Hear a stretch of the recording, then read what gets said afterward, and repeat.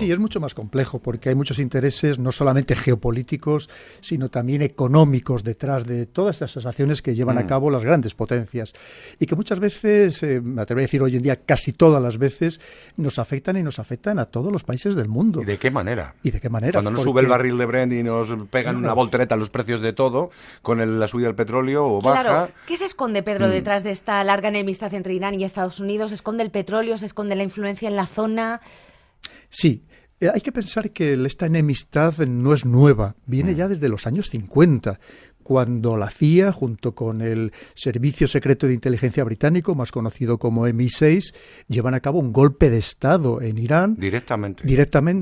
Lo fomentan precisamente porque en aquel momento el nuevo gobierno quería nacionalizar el petróleo, algo que no podía permitir el mundo anglosajón porque sus empresas petroleras estaban allí y se estaban beneficiando y aprovechando del petróleo iraní en unas condiciones tremendamente ventajosas y dan ese golpe de Estado. Quiere decir que esta enemistad no es nueva.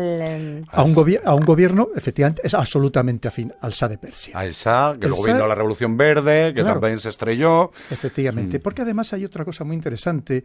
Cuando el año 1979 llega Khomeini al poder, llega al poder porque el pueblo iraní le reclama porque estaba cansado de unas arbitrariedades, de un poder, de una élite del poder, que evidentemente ellos vivían muy bien, les veíamos en todas las revistas del corazón. Estaba al servicio de las potencias extranjeras. Eso es, y además sobre todo porque servía a una pequeña élite dentro del país, y el pueblo estaba muy abandonado.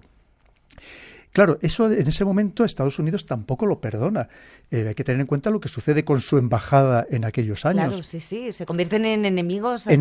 Y Estados Unidos es en este sentido, me atrevería a decir, bastante vengativo y lo ha demostrado en otros escenarios. Y esas cosas no se olvidan. Y luego además hay que marcarlo en otro contexto, efectivamente también, por supuesto, el geoeconómico muy íntimamente relacionado con el petróleo, con el control del estrecho de Hormuz, por donde transita el 30% de todo el petróleo mundial que además va a países muy necesitados y que están en cierto modo también enfrentados con Estados Unidos, no en cierto modo, y cada vez más enfrentados, como es el caso de China, actualmente principal comprador del petróleo iraní. Pero además es que detrás de eso hay otra rivalidad geopolítica regional muy importante. Hablamos de lo más cercano, que es enfrente Arabia Saudí, que además tiene un problema importantísimo con una minoría chií, que encima, por si fuera poco... Claro, es que encima tenemos el problema ahí de los chiíes y los suníes. Claro, esa minoría chií está en Arabia Saudí, justo donde están los principales pozos de petróleo saudíes, por si fuera poco.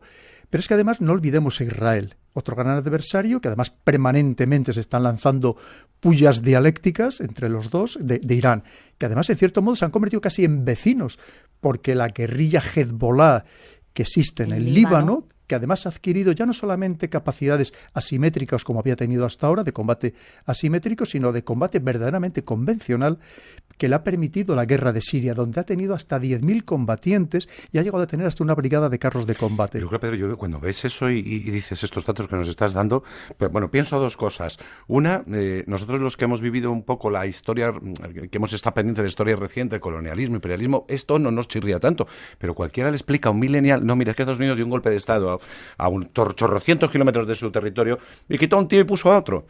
Y me imagino que este chaval dirá, pero ¿y por qué demonios no paramos a Estados Unidos? Por ejemplo, según lo acabamos de contar. Sí, es verdad, porque es la gran potencia, y la gran potencia pues ha hecho y deshecho a su antojo.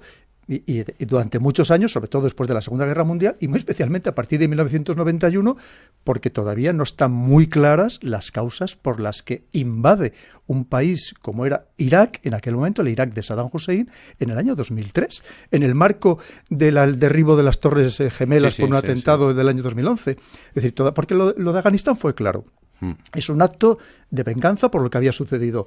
Pero claro, es que atacar a Afganistán era muy fácil. Un país que vivía en la Edad Media, bueno, teóricamente fácil, porque hemos visto que de fácil no quedó absolutamente nada. Claro. Absolutamente nada. Pero ellos pensaron que iba a ser fácil. Ya se iban equivocando desde la época de Alejandro Magno. Lo de Irak no ha quedado del todo claro, no sabemos muy bien qué rumbo además está tomando el país. Lo que está claro es que sí que se ha convertido en un terreno de combate de guerra indirecta, precisamente entre Estados Unidos e Irán, ¿no? Porque también tenemos una vez más que subir incluso un nivel más y enmarcarlo en lo que la gran rivalidad que ahora mismo se está produciendo entre Estados Unidos y los dos grandes competidores que le han surgido, especialmente desde el año 2000, China, que le están haciendo mucho daño, China y Rusia. Porque ese escenario lo tenemos en Irak, lo tenemos en Siria, donde sigue abierta la guerra, y es muy interesante, y aquí prácticamente ha pasado desapercibido. Hace muy pocos días, Vladimir Putin fue a Siria con al-Assad estamos hablando de en plena Navidad ortodoxa, y ese gesto ha sido muy significativo, porque es un gesto de apoyo indirectamente a Irán, porque quien ha ganado de momento la guerra en Siria ha sido Rusia e Irán, porque está produciendo una iranización del país, inyectando dinero a Irán para reconstruirlo, que eso preocupa también a las potencias sunís, además el enfrentamiento también religioso, pero también por muchas más connotaciones, porque, por ejemplo, no sería lo mismo que el gas y el petróleo viniera desde los países sunís del Golfo, que atravesara un Irak suní y pasara por un gobierno que hubiera en Bagdad, en Siria, que fuera favorable a ese mundo suní, y desde ahí saliera hacia los grandes consumidores que somos los europeos. Y no es lo mismo que venga del mundo chií y que salga de Irán, que pase por un Irak chií y que haya un gobierno que siga habiendo, el gobierno legítimo en Siria, que es un gobierno también chií, que es la minoría chií, que son los alawitas. Para que veamos lo complicado que es todo. ¿Has estado también pendiente de lo que ha pasado en Sudamérica en los últimos tiempos? Sí. Que uno dice, bueno, en Chile, pum, patas arriba, Bolivia, ¿qué ha pasado con Evo Morales? ¿Es casualidad? De repente en Latinoamérica, por distintos motivos, pero también ha vuelto como que a... La casualidad en geopolítica no suele existir. Existe la causalidad. Ya me imaginaba yo que causalidad. Porque lo que está pasando, no olvidemos Venezuela. Y Venezuela, claro, sí, me dejo alguno. Se está convulsionando muchísimo toda América Latina. Ecuador también entró en Ecuador. Sí. Lo de Ecuador también lo podríamos explicar. No es fácil explicarlo en pocas palabras, pero es parte también de esa rivalidad geopolítica. Hay que pensar que hace 10 años, en el año 2008, solamente había un país en toda Sudamérica que era afín a Estados Unidos, que era Colombia. De repente empieza a bascular como hacia la izquierda, ¿verdad? De repente... hacia líderes indígenas, a nacionalizar empresas multinacionales de la energía, etcétera. Y empieza a cambiar un Macri que se empieza, por ejemplo, en Argentina, a acercar a Estados Unidos, un Ecuador que Lenín Moreno hereda teóricamente un socialismo de Correa, pero que de repente se acerca enormemente a Estados Unidos, porque, claro, se encuentra con un país que tiene un déficit económico muy importante, también le perjudica la bajada de los precios del petróleo, y de repente tiene que pedir un préstamo al Fondo Monetario Internacional. A todo esto, mientras Trump iba aumentando el tono de la escalada antiinmigrante y muros, y decir, oye, no, que aquí no vais a pasar. Claro. Pues, es que es curioso. Claro, porque es que nosotros pensamos que es México, pero no es México. Es toda la inmigración que viene de toda Centroamérica. Que pasa por México. Que pasa por México, efectivamente. No solamente es México. Y de hecho le presiona al Obrador, le presiona para que sea él el que ponga fuerzas militares para que frene. Para que veamos que es que las presiones se realizan sobre todo a través hoy en día de los instrumentos económicos. Pero como digo, claro, por ejemplo, en el caso de Ecuador, de repente Lenín Moreno se tiene que acercar a Estados Unidos porque el Estados Unidos es el que controla el Fondo Monetario Internacional. Porque para eso lo crea en la cumbre de Bretton Woods en 1944. Y por tanto la deuda de esos países. Por supuesto, la deuda ¿Y cómo apretarles? Es un instrumento de sumisión de los países que no nos podemos ni dar una idea. Y por cierto, que nos tenía que preocupar mucho que nosotros tenemos una deuda altísima y prácticamente el 70% la tenemos a deudores extranjeros. Lo que nos convierte en vulnerables. Muy vulnerables, porque la deuda hay que tener... Podemos hablar de 3 flecos. Primero, el porcentaje de deuda con respecto al PIB. Si esa deuda el Estado es capaz de pagarla, porque hay países como por ejemplo Argentina, que tiene una deuda relativamente pequeña con respecto al PIB, podemos hablar de un 35%, pero tiene poca capacidad hoy de pagarla. Y luego, finalmente, ¿a quién se debe esa deuda? Japón tiene un 200% de deuda con respecto a su PIB, pero resulta que toda la deuda es japonesa. Entonces, evidentemente no van a atacar a su propio país. Claro, porque cuando decimos le debemos al Banco Internacional, al Fondo Monetario Internacional, en realidad estás debiendo a ciertos países.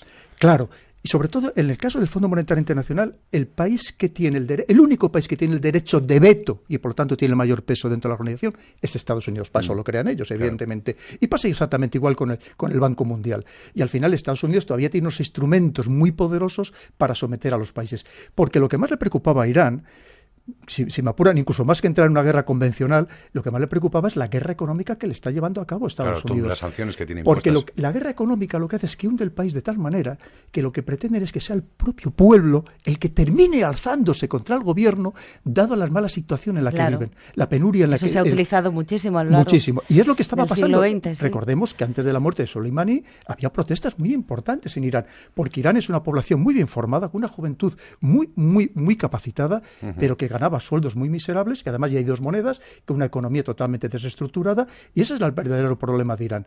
Con lo cual, todo esto, al contrario, lo que ha hecho la muerte de Soleimani ha cohesionado, es cohesionar el país, en contra de un enemigo exterior, que siempre eso ayuda muchísimo a los gobiernos. Claro, Pedro, con este escenario que nos describes mundial, porque en un ratito nos hemos dado un paseo desde Asia hasta, cosa que te agradecemos. Claro, Hong Kong también. De Hong Kong tampoco hemos hablado, otro foco. Hong Kong es parte de ese enfrentamiento entre Estados Unidos y China. Si alguien piensa que lo que está pasando allí también es espontáneo, vamos a ver, no significa que dentro de los países no haya problemas intestinos. Claro, aquí pero que se animan, desde fuera. Claro, nos llegó que si era la ley que China de ¿cómo era? De extradición, de extradición, no sé dónde, pero todo se veía claramente que no se puede levantar. Pero incluso aquí, venga, ya para exprimirte un titular, tú, por ejemplo, lo del Brexit, se puede analizar también desde el punto de vista del Brexit.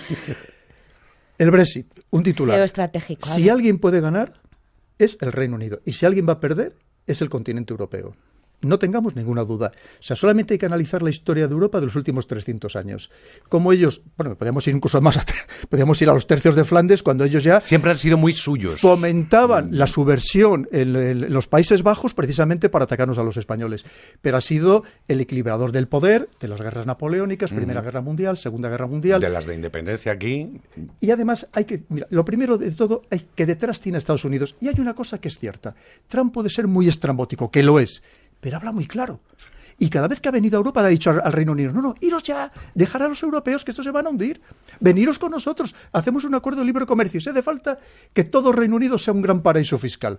Y hay que tener en cuenta lo que significa el Reino Unido, una diplomacia brillante, unos servicios de inteligencia fantásticos, que encima hermanados completamente con los de Estados Unidos. Pero aparte de Gran Bretaña, ¿quién sale ganando con el Brexit? ¿Estados Unidos? Estados Unidos. Vamos a ver, Rusia, Estados Unidos ahora mismo, para hacer frente a China, sobre todo, principalmente, en el campo tecnológico y económico, y en cierta medida también a Rusia, tiene que renovar el mundo que él había creado una vez más en Bretton Woods en 1944. Y para recrear ese mundo necesita el apoyo del mundo anglosajón, del contexto anglosajón. Y el contexto anglosajón es el Reino Unido, evidentemente, además de Canadá, estamos hablando de Nueva Zelanda, de Australia, pero sobre todo el Reino Unido, porque el Reino Unido, la City de Londres sigue teniendo una grandísima influencia en la economía mundial. Tú fíjate que la City de Londres, cuando militaba en el área de economía, no aceptaba la moneda, estaba en la Unión Europea entonces, pero no estaba en la zona euro, pero resulta que el mayor negocio de la City era el euro. Pero me imagino que sabes perfectamente que el 70% de las transacciones internacionales que se hacían en toda la Unión Europea pasaban por la City. Sí. Curiosamente, que no estando en el euro. Y si alguien se piensa que las grandes multinacionales se van de la City, no es verdad. No. Como mucho, que crearán otra sede en el continente europeo. De allí no se va a ir nadie. Madre mía, Pedro, me encanta cómo lo explicas, pero me está entrando. Porque claro, ¿te atreves a dar una predicción a medio corto plazo de 2020? ¿Qué nos espera? España, Europa, ¿qué hacemos? El mundo, ¿qué hacemos? Pues mira, lo primero que tenemos que hablar de Europa y pensar de una vez por todas en tener nuestra propia geopolítica, que nos hemos dejado arrastrar por otros países. Pensar cuáles son las verdaderas necesidades de los europeos, pensar que si no reinventamos la Unión Europea nos vamos a dar un batacazo muy gordo, porque desde luego todo Asia, no solamente China, podríamos hablar también muchísimo de India, están despegando a tal velocidad que hoy en día nos hemos quedado totalmente descolgados. Es verdad, En los últimos 30, fíjate dónde estaba Vietnam hace 30 años o dónde está China. China mismamente, sí. Podríamos hablar un día, si queréis, de lo que era China o todos estos países o Rusia en el año 2000. Hace 20 años. Te tomamos la palabra, Pedro, qué interesante. Eran cero, prácticamente cero. En todo, en tecnología, en empresas por valor de capitalización, en patentes que desarrollaba, prácticamente cero. Y de repente son los amos. Se han convertido en los amos de la tecnología. Y recordemos que la tecnología lo que te permite es poder económico. Y el poder económico lo que te da es el poder absoluto. Y nosotros, cuando éramos las grandes economías, las grandes tecnológicas que estaban en Europa, o nos hemos quedado desfasados, ojo, o se las hemos vendido a los chinos. Algo hemos hecho, eso está claro. Desde luego, vaya, dices tú, hay que reinventar Europa justo en un momento muy delicado. Para Europa, con unos discursos bastante antagónicos y rupturistas que dices tú, no sé si esa reinvención que estás proponiendo, que ojalá fuera que se sentaran, hablaran y consideraran el territorio europeo como todo uno, pero no sé por qué me temo que hay fuerzas internas que nos están empujando a recuperar un nacionalismo muy raro. Tan triste, que en las últimas elecciones europeas el 30% de los eurodiputados son antisépticos, son antieuropeos, son euroescépticos. Dices, ¿a dónde vamos, por Dios? Que sí. ¿A dónde vamos? Sí. No, desde luego, como digo, que es un poco lo que está pretendiendo Macron. Evidentemente quiere que sea Francia la que lidere esta nueva Unión Europea, pero lo cierto es que como no hagamos algo, como digo, vamos a sufrir mucho. Y si se nos viene, como todo el mundo vaticina, una nueva crisis económica, pensando que somos 500 millones de personas, mientras en el mundo hay otros 7.300 millones de personas, que en total ya hemos superado los 7.800 millones de habitantes en todo el mundo, y en cambio estos pequeños 500 millones de personas gastamos el 50% de todos los gastos sociales del mundo. Pero ojo, si nos viene una crisis económica, ¿cómo vamos a soportar esta situación?